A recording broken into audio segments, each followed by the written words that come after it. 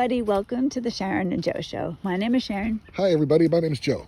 So Joe and I are doing something that's a little intimidating right now. It's a walkie-talkie. We're walking. Yeah, we're walking and talking. So, we're filming while we're walking. So it makes me feel a little bit conspicuous. What do they call that when you can do two more tasking? Oh, multitasking. Yeah, we're multitasking. That's true. We're getting our exercise. Although, I'll tell you something about Joe. It's not always fun to go for a walk with Joe. Well, it depends who's going. So Fiona and Belle are dogs. When they go for a walk, like my idea of going for a walk with the dogs is a brisk walk, not running, a brisk walk. Guys, come on, Joe, seriously. We have a Bichon Frise and a Shih Tzu. He wants them to get their cardio up. Well, it's important that they get their blood pumping, not to the point of like exhaustion, but hey, this is the reason why we're going out here. You have a backyard, you can smell grass and stuff. The problem is that every tree lawn that we go by, like they want to stop and smell, and it takes like an hour to walk around the block, and I'm just I go for walks with these dogs, you guys, and Sharon goes on a meditative walk. It is my joy to take these dogs. We walk, and I'll talk to God, and Joe is like, "Let's go, come on, let's go." Oh, are you serious? I'm not mean. I kind of like, come on, girls, let's go. Like, I'm in control. You know what I mean? I'm the master, and you're the dogs. You know what we're saying? This is what this comes down to. Although I do love them as my daughters. Well, all right, I'm just going to say this. Joe is not allowed to go. We don't go walks together with the dogs. Joe has been out. We don't want him walking Well, with it's us. kind of like a mutual agreement because there's no way I'm going to take an hour to go around the block when I got 50 million things to do. Anyway, so if the dogs need a walk, I will take them for a walk. I actually took them for a walk today. Yes. So I love that. What were we going to mention today in the video? Well, I thought what we would talk about today is CPTSD. We've talked about it before, and we've mentioned that you have it. And I just think there's a difference between knowing you have it, me telling people you have it, or you, and what it is like to actually live with CPTSD, and what it's like for somebody that is around you when you have an episode. Hopefully, I like part of the, I beat myself up because I have this, and then Sharon it makes her worried. Like, I'm not mean or anything like that. I'm kind of quiet and keep to myself, and she knows like that I'm struggling, and it makes her worried, which then compounds the anxiety that I already have. It sucks, you guys. It's a hell of a lot better than my what do you call, shoot, I'm at a loss for words. I used to wake up in the middle of the night. I couldn't. Oh, anxiety? Yeah, anxiety attacks. It's not to the point of that, or bleeding ulcers, which I've had in the past, or anxiety attacks. But it's like this week, this month, especially this week, has been like if you can imagine if you're nervous and you stick your hand out and you want to keep it steady, but it's like very subtle, but you see it shaking back and forth very subtly. That's like a vibration that I feel like when I have this anxiety. It's like a vibration through a body vibration. And sometimes I forget that I have CPTSD, so then I'm not looking for the triggers. I can learn from that. And then I beat myself up. And then Sharon gets worried, and then I really am like, damn it, you know what I mean? What the hell's wrong with me?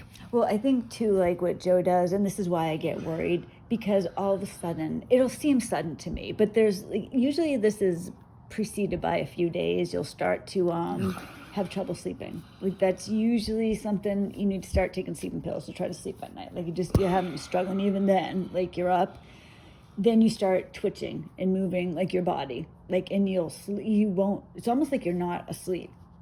I feel like this is probably the best way for me to describe it. And I'm talking about symptoms leading up to me getting nervous. He'll sleep at night, but his arms you're constantly jerking your body. You also talk out loud all the time. I think, not during the day, but when you're sleeping.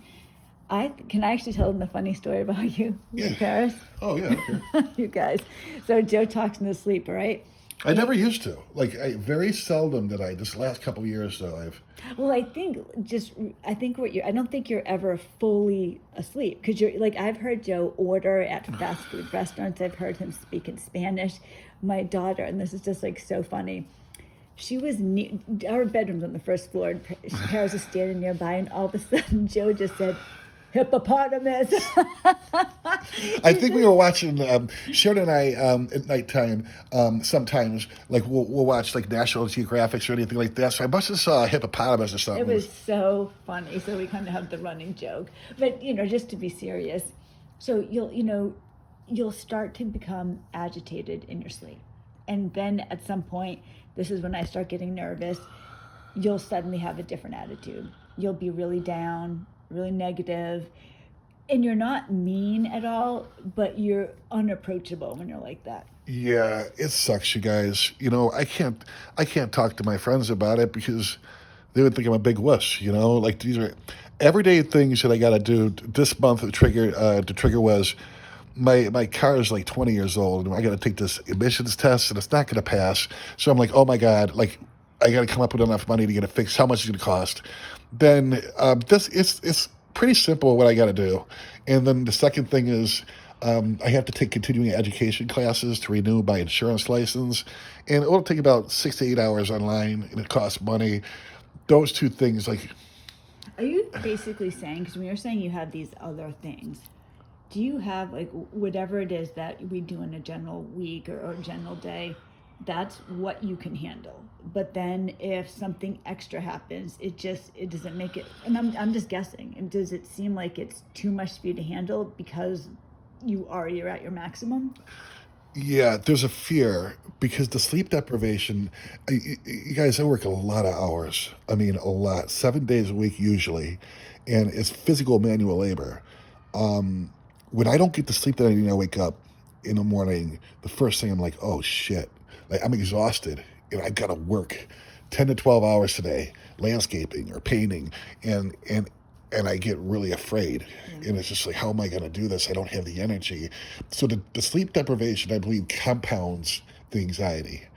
Well, it's weird. Like this just occurred to me. I used to get migraines all the time, and when I would get a migraine, usually like there'd be little symptoms. Like I would start like I just couldn't see very clearly. Then I would start getting these zigzag lines, and this is before I even had a headache, right? But my vision, that was my first hint. So it feels like with CPTSD, it kind of goes up and down, and sometimes you have good days, but when you have a bad day, it's almost like there's these like me with the aura, right? With the migraine, it seems almost like, okay, Joe's not sleeping well. All right, Joe's like twitching at night. This could mean that he's going to head for CPTSD episode. Yeah, it was pretty bad in the past. I'd have panic attacks often. I got a bleeding ulcer. It's not as bad. It's definitely gotten better. It's very frustrating. I believe like psychology, the field is psychiatry, have as much as they've done good, there's a lot of disservice that they do. Here's why. I was listening to a psychiatrist one time, and he was saying, unfortunately, it's not exact science. Like for the most part, if you were to go in to 10 different psychiatrists or psychologists to be diagnosed, every single one of them, just about, not everyone, he said the vast majority will have different Yeah, diagnoses. because exactly, they're going by symptoms, not like The root cause. it's So not a bacterial infection. I don't want to offend anybody. I just sometimes when I try to give an example, it may not come out good. But like when I think of CPTSD or PTSD, I think of like what are those kids that they can't pay attention in school? Like what are they? Like ADHD or Yeah, ADD. I think of like very gray areas of like ADHD, and then somebody else was talking about what's that one disorder? Borderline. No, it's actually Oh, autism. yes.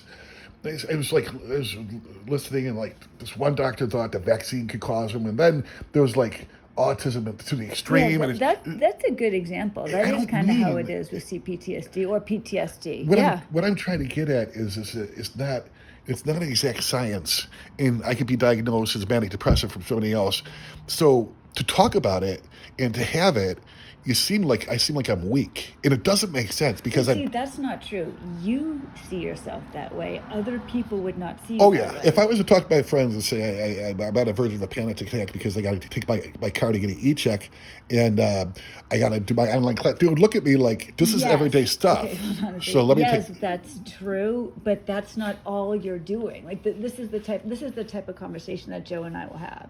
because he'll have, an episode of CPTSD and feel so bad and basically, in not so many words, say, basically I'm pathetic, like I'm a loser. How can I not do this? But that's not all you're doing. When it comes to getting through narcissistic abuse, I'm further along the road than you are. You're still in it. Now you're getting towards the end, but you're still in it. You still have these symptoms. So every once in a while, when you have, it's not so much that, oh, I have the e-check. That's just because you have all the other things to do too, and that is just this one more thing. Then you start feeling bad about yourself because that's part of the CPTSD. It makes you feel like there's something wrong with you when it's a real disorder. Yeah, and I started to become aware of it. Like, you know how you say, "Oh, I'm not a victim," and like we say words, but we still live the exact opposite. Well, I didn't know much about CPTSD, although I knew it existed. I knew that it was real because when I was a young kid, I was playing baseball. It was in June or July, and somebody lit off fireworks. There was this guy that ran right through the field, covering his head, running as fast as he could. And I thought it was funny, but my dad explained, "Hey, Joey, he was in Vietnam, and in Vietnam, he's seen a lot of stuff and a Yeah. lot of big bombs." And I was like, "Holy crap!" But to believe that you have it, like to believe I have it, and you talk about my symptoms, like when I get up in the middle of the night, I can't breathe, or you have to reassure me that everybody's okay, we're all safe. Yeah. When you talk about it, it's like you're talking about another person, and I feel sad for them, There's like and two it sucks. there are like two sides to you, like because there is, as you're getting through it, and yeah, guys, it is better. So if you are suffering from this, Joe's had a rough week, Oh, guys, but it's so much better than if it it didn't was. if it didn't get better, I wouldn't be here. Let me Yeah, let me put it to you guys, that way. like So it's he has definitely like it improvement. bad. So when I tell you this, it's gotten better. And Joe and I have every expectation, everything we've read about it, everything we've learned about it, you can get through it. And then I use my own daughter as an example. Paris, many of you know her. She had PTSD in a really big way when we were in New Hampshire. Once we moved here, and I think it's you, Joe. Like, see, this is the thing, you get down on yourself, but you helped her with the PTSD because she's not afraid anymore. She can live in her house and not be afraid. My ex was stalking us, doing all types of stuff, and she doesn't have that worry here. Yeah, I realize all that. It's just, you become exhausted. That's one thing, and it's not hypervigilance, but that anxiety. It's like a body buzz, kind of like a vibration, low frequency vibration, shaking throughout your body, and just like holding your breath until you do the tasks that are causing this, knowing that something else is going to be on a plate for next month. Remember to ask yourself, Joe, is it a tragedy or is it an inconvenience? Reassurance really seems to help you a lot. It helps me remember, like, oh yeah, okay, like because sometimes I forget, or I'm like, why aren't you grateful? Like, what's wrong with you that you feel this way? I forget, like, okay, go easy on yourself, Joe. Like, you try to be grateful. You're trying to do the right thing. You're trying to do God's will. It's your CPTSD. So the first thing is important is like to become aware of it, and then the second thing is like reassurance, and also like I got to go easy on myself. Like I got to look at myself the way that when you were describing this person, I thought it was somebody else. Like to kind of not feel bad for me or self pity, but go easy on yourself, Joe. Like look at all the things that you're doing. You constantly have to remind me of Well, that. that's the thing. Like when you talk about yourself, when you're having an episode and you talk about yourself, this person bears no resemblance to you at all. I mean, realistically, you're like the patriarch of the family. We have like 4 kids that we're taking care of. You're working like 70 hours a week. Like, and then on top of it, you have other things to do, like everybody else. Like, but still, like when you have CPTSD, it's real. It magnifies. But there's like, yeah, exactly. I mean, it's like if we talk about you having it, right, or somebody has CPTSD, PTSD. That doesn't mean conveniently when it works out. It means your CPTSD interrupts your regular life and makes it so that you're like down on everything. But it's really because you have so much stress and pressure on yourself, and now on top of it, there's just like that one little teeny bit more. That's all it takes. And when you're trying to grow spiritually, truly, and trying to build your relationship with God and do His will, like it blocks me. it doesn't like nurture that willingness to do that. It's like, okay, you're ungrateful, you're full of You self know what pity, it and is? See, I'm like sitting here listening to you, and this is what, when we talk about different things on the channel, right? Like spiritual warfare. When I tell you, or Joe tells you, that we believe when you're enduring a narcissist, we're trying to get through the recovery, it is spiritual, legitimately spiritual we warfare, forget that. something stronger than we are. We can't compete up against it. We need God. So exactly. So that's what's happening. And then on top of it, so you have CPTSD, which is making you feel bad. And I think the two work together.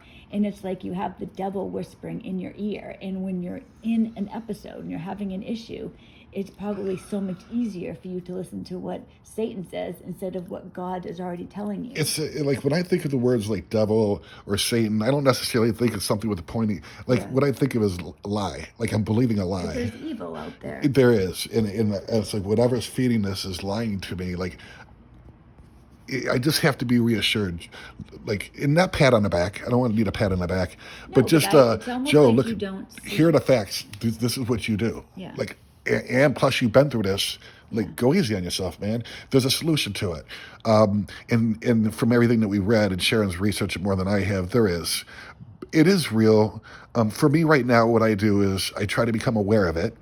Like, why am I feeling this way? So I can find out like You new are triggers. definitely better, because you used to get into these ways where it would be, oh my gosh, like days of you being like so down. You couldn't tell you It was horrible. anything. It was just, And you're stuck. Like it's like a deer in the headlights. Yeah. Like you're frozen. You're paralyzed. and it's so painful, guys. If you are with Sharon cried. I remember she was looking at me and sitting down, and I kind of like go into this desert. Like she could talk to me and stuff and still be there, but she was looking at me, and she must have felt my pain because you were in tears. You're like, I'm so sorry.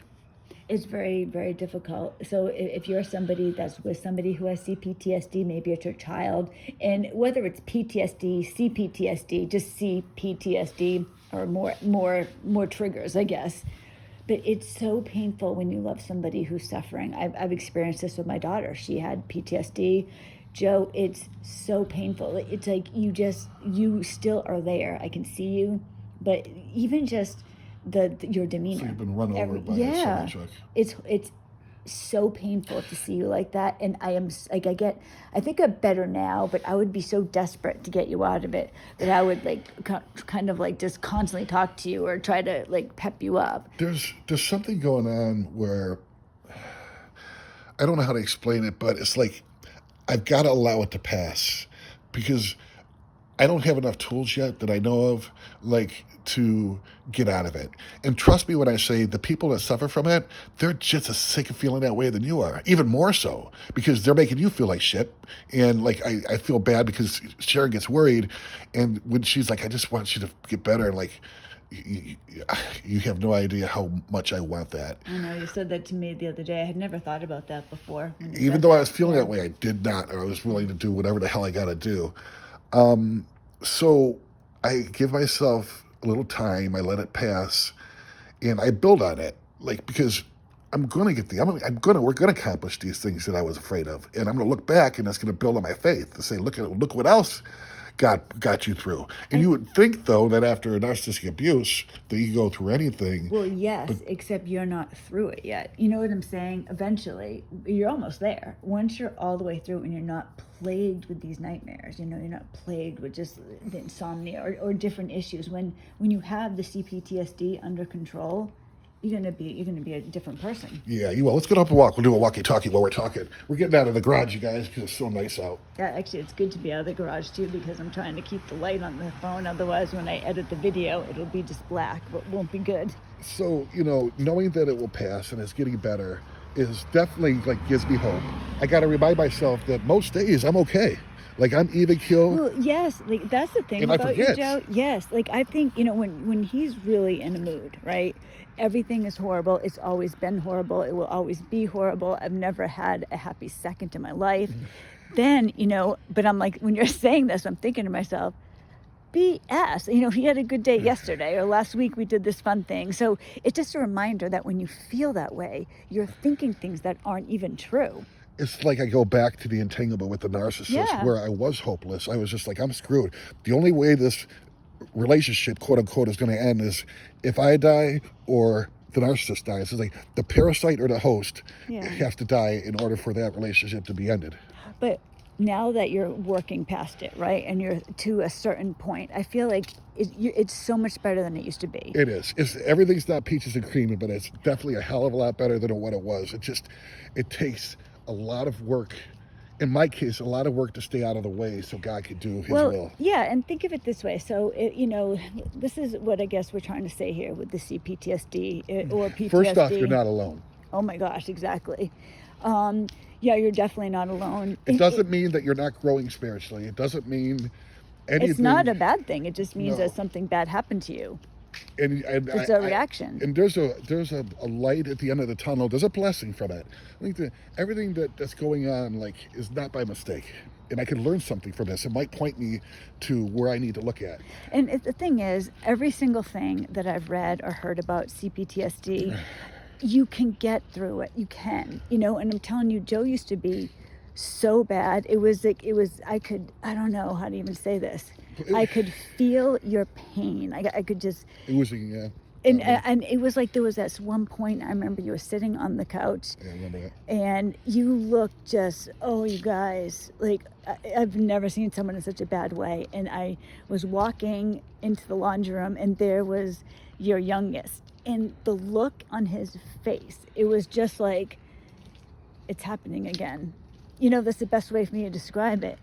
You're hardly ever like that now, even when you get upset. I don't think the kids really know anymore. No, and I never tried to flaunt my emotions in front of my two boys. I made a promise to myself that when I went no contact with the narcissist and I was a single dad, that I would be do the best I could to make sure that they were treated with love and respect and kindness.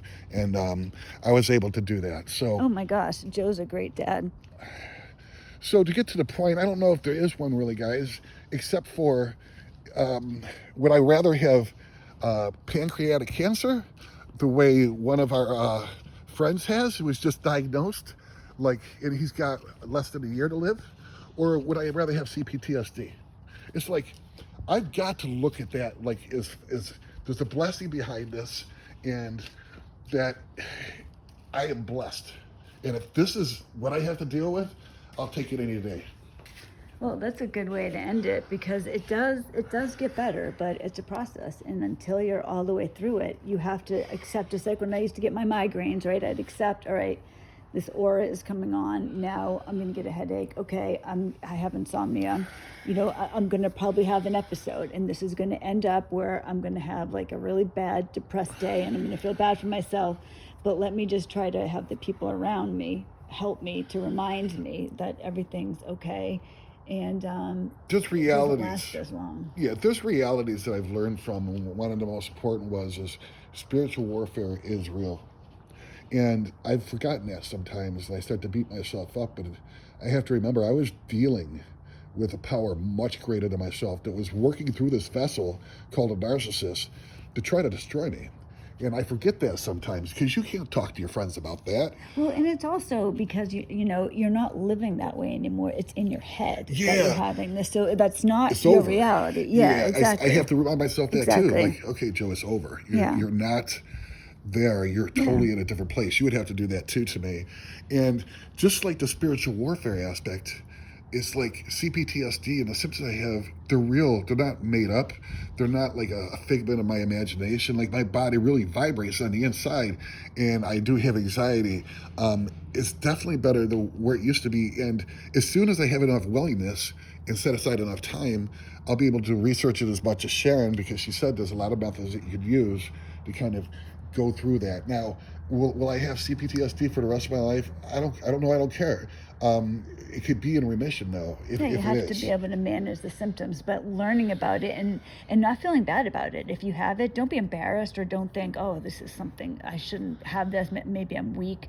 That's not what it is at all. It's like there's only so much that a person can take, and all of us, I mean, realistically, if you've dealt with a narcissist, you've been at bad points in your life. So it really does only get better, but still sometimes you're sucked back in. It's like, and you can't compare yourself with anybody. No. Like for me, I have to remind myself, like, this guy's going through this, and this, and he's handling like a champ. And I was in spiritual warfare battling a freaking demon. Yeah. You know what I mean?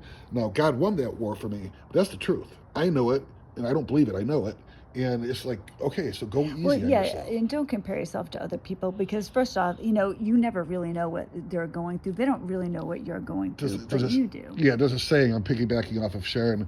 A good mentor of mine told me, Joe, don't compare your insides to other people's outsides. Yeah, you don't ever really know. And a lot of people can't understand what it's like to go through what we have with the narcissist.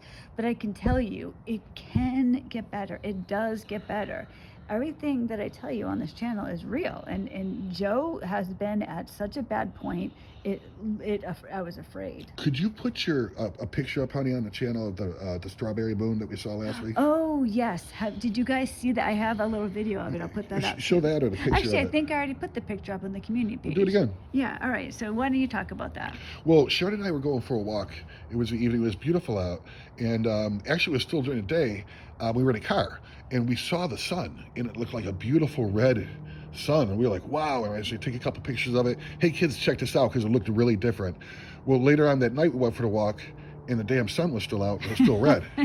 And like we scratched our heads. We were like, what the hell? It was the moon. I was thinking to myself, since when did I ever see the sun like with my eyes in that way? It was so obvious, yes, afterwards. But well, no, it wasn't so obvious I guess because we're not my youngest was just like, giants. it was the moon? Yeah. Like my youngest was surprised too.